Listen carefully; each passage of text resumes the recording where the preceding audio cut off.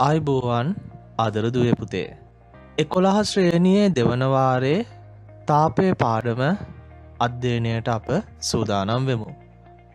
රචනා ප්‍රශ්න පත්‍රයට ඇතැම් විට ව්‍යුහ රචනා ප්‍රශ්න පත්‍රයට බොහෝ විට බහුවර්ණ ප්‍රශ්න පත්‍රයට අනිවාර්ය ප්‍රශ්නයක් විදියට මෙම පාඩමෙන් ගැටළු වෙනවා. එම නිසා ඉතා උවමනාවෙන් උනන්දුවෙන් අපි මේ පාඩම ඉගෙන ගනිමු. පාඩම අධ්‍යයනයට ඉස්සෙල්ලා මම පොඩ්ඩක් මතක් කරන්නම් මේ වෙද්දී අපි මානව ඉන්ද්‍රිය පද්ධති පාඩම යටතේ රුධිර සංසරණ පද්ධතිය, ආහාර ජීර්ණ පද්ධතිය, ශ්වසන පද්ධතිය, සමස්තතිය හා සමායෝජනය, බහිස්රාවීය පද්ධතිය යන කොටස් අධ්‍යයනය කර අවසන්.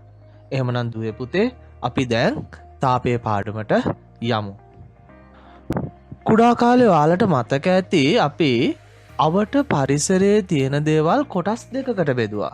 ශක්ති සහ පදාර්ථ. තාපය කියන්නේ එක්තරා ශක්ති විශේෂයක්.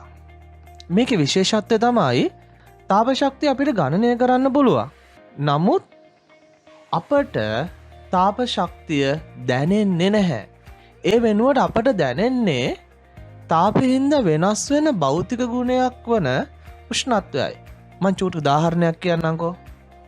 කුඩා බඳුනකටයි විශාල බඳුනකටයි වතුර පුරවලා සමාන වෙලාවල් වල සමාන ප්‍රමාණයේ ගිනි දැල්ලක් ලබා දුන්නොත් ඔයාලට හිතෙන්නේ මොන බඳුනේ උෂ්ණත්වය ඉක්මනින් වැඩි වෙනවා කියලාද? කුඩා බඳුනේ නේද? ඔව්. හරි. නමුත් අපි එකම වෙලේ එකම ප්‍රමාණයේ බඳුන් දෙකටම සමාන තාපයක් ගිනි දැල්ලෙන් ලබා දුන්නනේ. අපිට තාපය දැනෙනවා නම් බඳුන් දෙකම එකම විදියට දැනෙන්න ඕනේ. එහෙම නෙමෙයිනේ. ඒ කියන්නේ අපිට දැනෙන්නේ තාපය නෙමෙයි, තාපය නිසා වෙනස් වන උෂ්ණත්වය. හරි. දැන් අපි උෂ්ණත්වය කියන්නේ මොකක්ද? උෂ්ණත්වය මනින්නේ කොහොමද? මෙතෙක් හදලා තියෙන උෂ්ණත්ව මාන සහ උෂ්ණත්ව පරිමාණ මොනවද කියලා අධ්‍යයනය කරමු. උෂ්ණත්වය. ඉතා සරලව කිව්වොත් මම ඔයාලට උෂ්ණත්වය කියන්නේ අපිට දැනෙන උණුසුම සහ සිසිලස පිළිබඳව සංවේදනය. ඔයාලා දන්නවනේ අපේ ඇඟෙත් යම් කිසි තාප ප්‍රමාණයක් තියෙනවා. ඒ තාප ප්‍රමාණය නිසා අපිට යම් උෂ්ණත්වයක් තියෙනවා. සාමාන්‍ය නිරෝගී පිරිමි කෙනෙක්ට සෙල්සියස් අංශක 36ක්, ගැහැණු කෙනෙක්ට සෙල්සියස් අංශක 36.5ක් වගේ අගයක් ගන්නවා. නමුත් අපි ඉන්න පරිසරය, අප ස්පර්ශ කරන පෘෂ්ඨය අපට වඩා තාප ප්‍රමාණයෙන් අඩුයි නම් අපේ ශරීරයේ තාපය එම පෘෂ්ඨයට පරිසරයට ගමන් කරනවා. එවිට අපට සිසිලසක් දැනෙනවා. නමුත් අපි ඉන්න පරිසරය හරි අපි අල්ලන පෘෂ්ඨය හරි අපට වඩා තාප ප්‍රමාණයෙන් වැඩි නම් ඒ පරිසරයේ ඉඳලා තාපය අපේ ඇඟට එනවා. එතකොට අපිට ඒක උණුසුමක් විදියට දැනෙනවා. අදර දුවේ පුතේ අප අවට පරිසරයේ තියෙන දෑ ඝන ද්‍රව වායු විදියට ප්‍රධාන කොටස් තුනකට බෙදන්න පුළුවන්. මේ පදාර්ථය ඝන ද්‍රව වායු විදියට පවතින්නේ පරිසරයේ තියෙන තාප ශක්තිය නිසා කියලා කිව්වොත් මං චූටි උදාහරණයක් කියන්නම්කෝ. ආක්ටික් ඇට්ලාන්ටික් සාගරවලට ගිහිල්ලා බලන්න. ජලයේ තියෙන්නේ ඝන අයිස් විදියට. අපේ මුහුදේ වතුර තියෙන්නේ ද්‍රවයක් විදියට. මේක උනේ කොහොමද? මේ උනේ ජල අංශුවල පවතින තාප ශක්තිය නිසා ඒවාට චලනය වීමට ඇති හැකියාව මතයි. අපි දැන් එය වෙන්නේ කොහොමද කියලා අධ්‍යයනය කරමු. ඝනයක අංශු තාපය උරාගෙන එය පිහිට ස්ථානයේම කම්පණය වෙනවා. එම නිසා ඝනයකට නිශ්චිත හැඩයක් තියෙනවා. ගලාගෙන යන්න බෑ. නමුත් ද්‍රව වන විට තාප ශක්තිය තරමක් වැඩිවීම නිසා අංශු එකක් මත එකක් චලනය වෙනවා. එම නිසා ද්‍රවවලට ගලාගෙන යාමේ හැකියාවක් තියෙනවා. වායුවලට යන විට අංශු තාප ශක්තිය වැඩි වන විට එම අංශු එකිනෙකට සාපේක්ෂව ඉතා වේගයෙන් චලනය වෙනවා. එම නිසා විශාල පරිසරයක ඉතා වේගයෙන් ගමන් කරනවා. එම නිසා වායු වලට නිශ්චිත පරිමාවක් නැහැ. උෂ්ණත්වය යම් වස්තුවක් සෑදී ඇති අංශුවල පවතින මධ්‍යන චාලක ශක්තිය පිළිබඳ මිනුමක් ලෙස සලකන්න පුළුවන්. අංශුවක් චලනය වන විට එය සතුවන ශක්තියට චාලක ශක්තිය කියලා අපි කියනවා. මෙම ද්‍රව්‍යවල සතුව පවතින තාප ශක්තිය මත ඒ අංශුවල චාලක ශක්තිය තීරණය වෙනවා. ඒ වගේම අංශුවේ ප්‍රමාණය මතත් තීරණය වෙනවා. චූට උදාහරණයක් කියන්න. අයිස් වලට තාපය ලැබෙන්න අංශුවල චාලක ශක්තිය වැඩි වෙලා එය ද්‍රව ජලය බවටත් අපේ රත් කළොත් අංශුවල චාලක ශක්තිය තවත් වැඩි වී හුමාලය බවටත් පත් වෙනවා. ඒ වගේම වතුර සහ පොල් තෙල් සැලකුවහොත් එකම තාප ප්‍රමාණයක් ලබා දුන්නද ජලයට වඩා පොල් තෙල් වැඩි උෂ්ණත්වයක් පෙන්වනවා. එනම් ඕගොල්ලන්ට පැහැදිලි ඇති අංශු වර්ගය සහ ලබා දෙන තාප ප්‍රමාණය මත උෂ්ණත්වය වෙනස් වෙනවා. එම නිසා අප අවට පරිසරයේ ඝන ද්‍රව වායු වල පැවැත්ම තීරණය වන්නේ තාප ප්‍රමාණය හා අංශු වර්ගය යන සාධක මතයි. දැන් අපි මීළඟ කොටසෙන් උෂ්ණත්වය මැනීම පිළිබඳව අවධානය යොමු කරමු. මෙහිදී උෂ්ණත්ව මාන, උෂ්ණත්ව පරිමාණ පිළිබඳව අධ්‍යයනය කරනවා. ප්‍රථම උෂ්ණත්ව මානය නිර්මාණය කරේ ගැලීලියෝ ගැලීලි. ඔයාලා අපි කවුරුත් දන්න දුරේක්ෂය නිර්මාණය කළ අපේ විද්‍යාඥයා. වර්තමානයේදී අප විවිධ අවශ්‍යතාවයන්ට අනුව ප්‍රධාන උෂ්ණත්වමාන ආකාර 3ක් නිර්මාණය කරලා තියෙනවා. ඒවා නම් වීදුරු රසදිය උෂ්ණත්වමානය, මධ්‍යසාර උෂ්ණත්වමානය, සංඛ්‍යාංක උෂ්ණත්වමානය. අපි දැන් ඒවා පිළිබඳව වැඩිදුර අධ්‍යයනය කරමු. වීදුරු රසදිය උෂ්ණත්වමානය. පුතේ මේක ප්‍රධාන කොටස් 3කින් සමන්විතයි. ඔයාලට දැන් දිස් වෙනවා බල්බය. මේ තුල තමයි රසදිය අඩංගු වෙලා තියෙන්නේ. උෂ්ණත්වමානයේ පහළ මේ නිර්මාණය වී තිබෙනවා. උෂ්ණත්වය මනින පෘෂ්ඨය තුල බල්බය ගිල්වා තැබිය යුතුයි. ඉන්පසුව වීදුරු නලය තුල සිහින් කේශික සිදුරක් තියෙනවා. මෙම කේශික සිදුර දෙපස සෙල්සියස් හෝ ෆැරන්හයිට් පරිමාණයෙන් ක්‍රමාංකනය කරලා තියෙනවා. බල්බය ආසන්නයේ නිර්මාණය කළ කුඩා නැන්මක් තියෙනවා. මෙම නැන්ම මගින් ප්‍රසාරණය වූ රසදිය නැවත ඉක්මනින් පහළ වැටීම වළක්වනවා. එවිට පරිමාණය අපට පහසුවෙන් කියවා ගත හැකි වෙනවා. මෙම උෂ්ණත්වමානයේ ප්‍රධාන වාසි 3ක් තියෙනවා. පළවෙනි වාසිය සෙල්සියස් -39 සිට 357ක් වගේ විශාල පරාසයක අපිට ඕක උෂ්ණත්වය කියව ගන්න පාවිච්චි කරන්න පුළුවන්. දෙවැනි වාසිය මේක හොඳ තාප සන්නායකයක්. එම නිසා නිවැරදිව පහසුවෙන් උෂ්ණත්වය කියවා ගන්න පුළුවන්.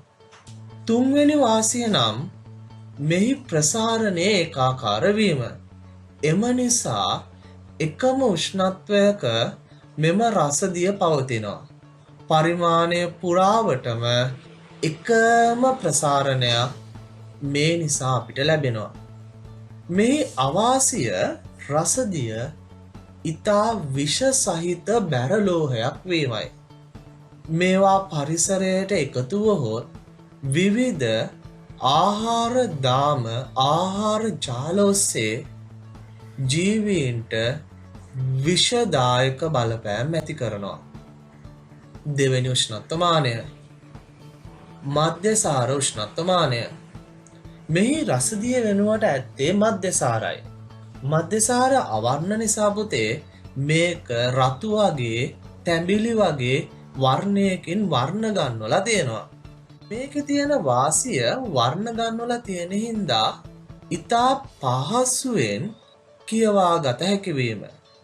ඒ වගේම ප්‍රසාරණ වේගය ගොඩක් වැඩි.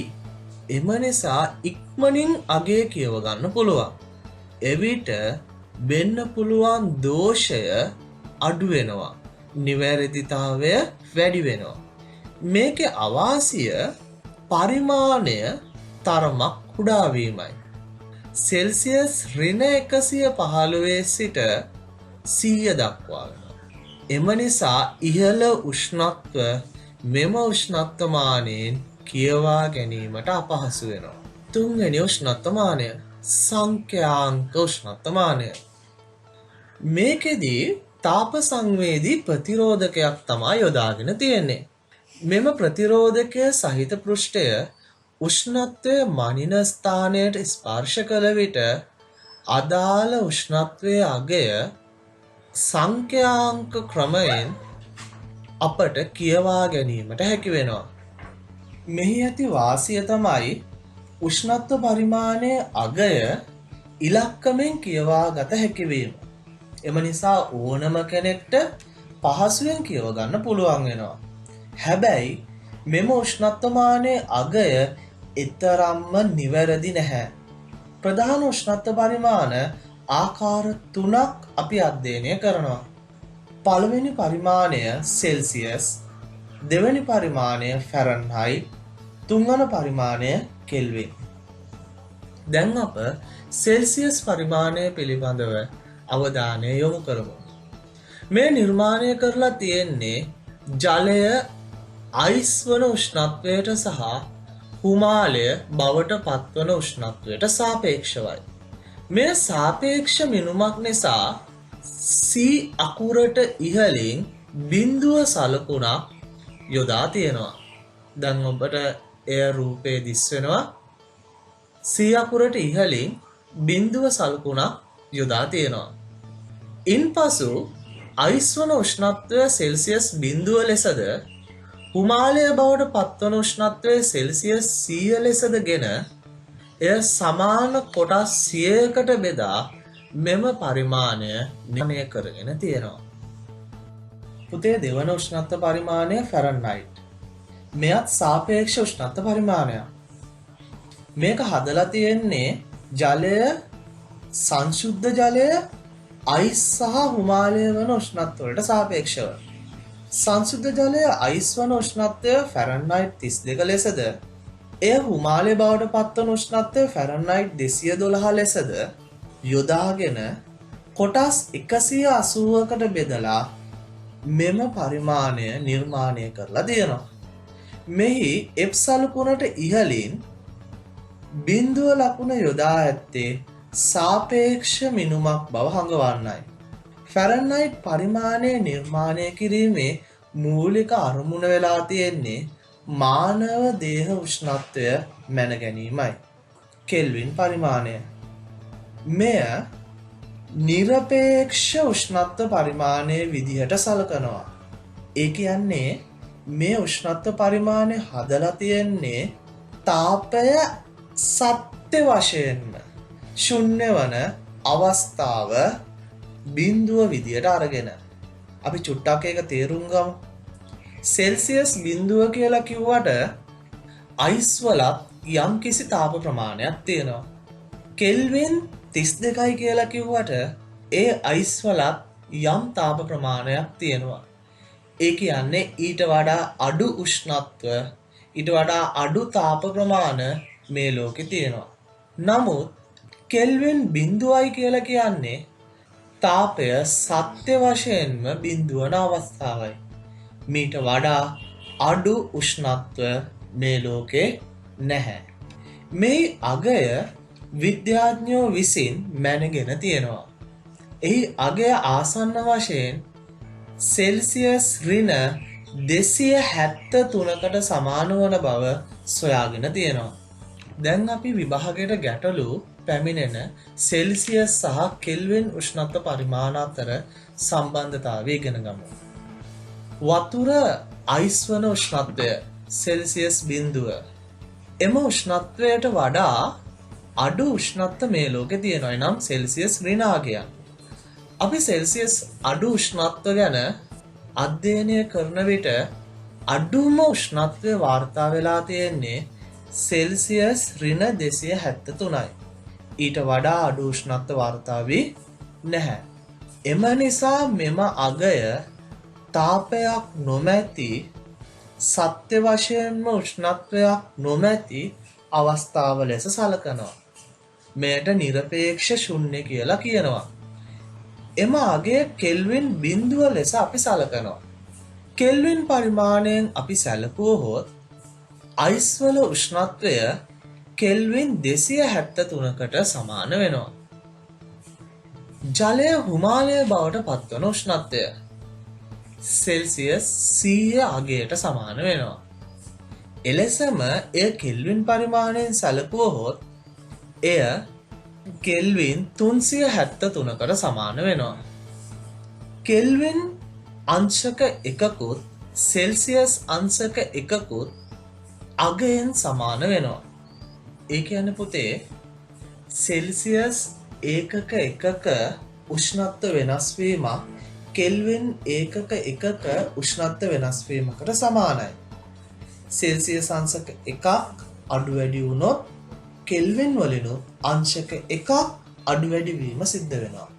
මේ වීඩියෝ අවසානයේ මම ඔයගොල්ලන්ට අභ්‍යාසයක් දීලා තියෙනවා.